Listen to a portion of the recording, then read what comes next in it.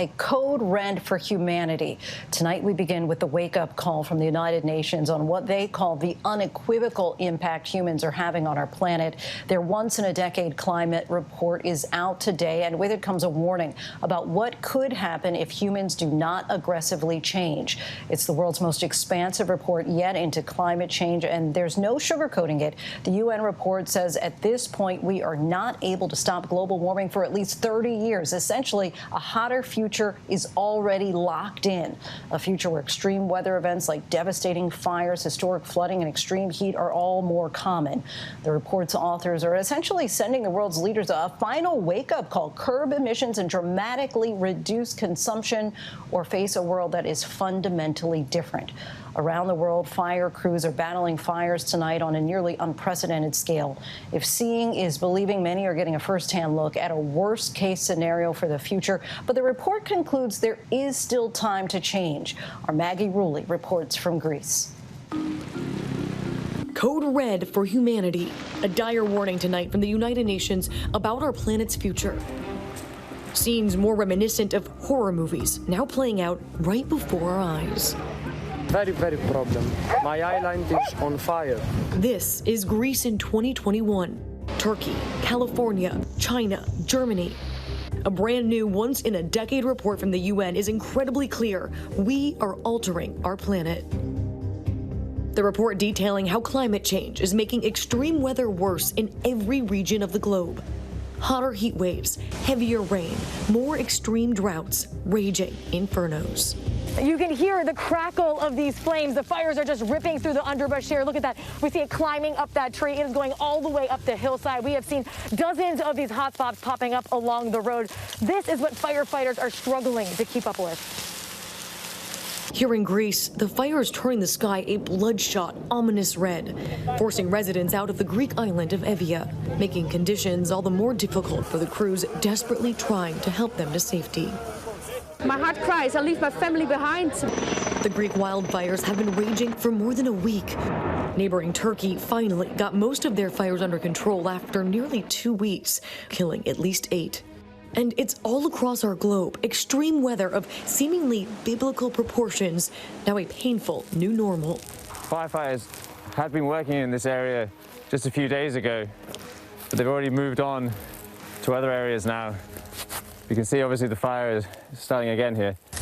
There are at least 93 active wildfires burning in Siberia, over 2.8 million acres destroyed, some villages in the region evacuated. In America's West, record heat, drought, and strong winds feeding blazes like the Dixie Fire up in Northern California, now the largest singular fire in the state's history. It's a leveled ghost town out here. The surrounding areas still threatened. The air difficult to breathe. Because of the multiple hazards, officials say could be weeks before families are allowed to return. The 8 largest fires in California have all occurred in the past 4 years. Unprecedented 116-degree heat in the Pacific Northwest and all-time record highs in Canada, causing hundreds of deaths earlier this summer. And if it's not record heat and fires, it's flooding. Yet again, Venice's iconic St. Mark's Square covered in water far earlier in the year than normal. These horrifying scenes from China, commuters trapped in chest-deep water in train cars, streets transformed into rivers after record rainfall in the center of the country. How high was the water up to here? That's here. I was in Germany just 3 weeks ago, the site of devastating floods after a once-in-1,000-year rainstorm killed at least 160 people. There's so many people dead. You don't expect people to die in a flood in Germany. Buildings in this medieval town, around since before the 15th century, were once thought to be able to stand the test of time, now potentially destroyed by one flood. From floods that wipe out entire towns to fires that leave forests and homes burned, covered in ash, still smoldering. These extreme, once-in-a-lifetime, unprecedented events are now becoming common, and scientists all point to one thing: climate change. It is indisputable that human activities are causing climate change. and making extreme weather events more frequent and severe. Second, it shows that climate change is affecting every region on our planet. The UN's report confirming in the strongest language ever that the world is warming at a rate unprecedented in the last 2,000 years. And the report says we, humans, are to blame. Our actions have us at the breaking point, even if we meet the goals of the Paris Climate Agreement to limit warming to 1.5 degrees Celsius. The number 1.5 degrees Celsius, there was this, ideally from the Paris Agreement, we would try to keep warming below that level. That looks like a pretty big challenge at this point. Some impacts of climate change are now irreversible. Our behavior has altered our oceans, changed our planet's glaciers. In Greenland, the amount of ice that melted in the space of one day in July could cover the entire state of Florida in 2 inches of water. And no matter what we do, the ice melt is going to continue and get worse. Changes in ice sheets, deep ocean temperature, and acidification will continue for centuries to thousands of years, meaning that they are irreversible in our lifetime and will continue for generations to come. The report concluding sea level rise may be one of the single biggest problems for the rest of the 21st century. Even if you suddenly stop the increase in warming, you're going to still see melting for decades to come. What's different about this report? Well, just how confident scientists are about the conclusions. So this report was produced by over 200 scientists from 65 countries. They worked for 3 years together to assess huge amounts of scientific information, over 14,000 studies and research papers. Data from the past 8 years has the scientific community more confident than ever before that humans are the cause of what's happening to our planet. But it doesn't have to be this way. While more warming is expected in the coming decades, it's not too late to change trends if humanity changes behaviors now. We can't undo the mistakes of the past.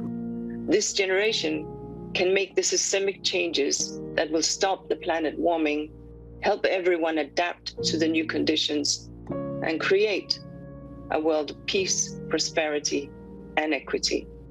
Climate change is here now, but we are also here now. And if we don't act, who will? A call to action tonight from the United Nations. Maggie Rulli joins us now from Greece. And Maggie, as we saw in your piece, you've been in 2 disaster zones just in the past few weeks there in Greece and, of course, the flooding in Germany. These extreme weather events taking such an emotional toll on these communities. How are people that you're talking to responding to it all? Yeah, Lindsay, emotional is the perfect word to describe it. No matter where we are, we always hear the same thing. People tell us they're exhausted, they're angry, and they're scared.